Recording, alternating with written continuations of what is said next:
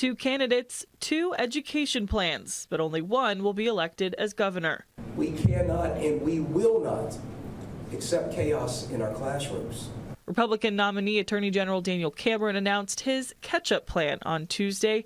He pointed to declining test scores and says his proposal would fully fund a 16-week tutoring program to help those students who have fallen behind the most. Addressing the learning loss by treating it as the emergency that it is.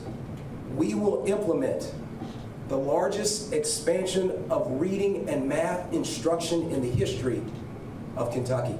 On Wednesday, Democratic incumbent Governor Andy Beshear revealed his Education First platform. In it is an 11% pay raise for teachers and school personnel.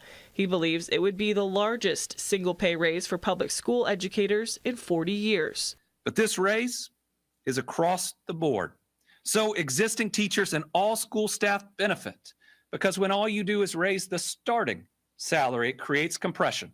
Beshear says there's also a need for student loan forgiveness and funding for universal pre-K. Like the last budget I proposed, my plan fully funds student transportation. Again, we presented that last time to the General Assembly, and unfortunately, they failed to do it. Beshear's plan would make starting salary for teachers $42,191, while Cameron's proposal would start teachers at $41,500. Both candidates have more homework with a looming deadline in November. In Lexington, Kelsey Soto, WKYT.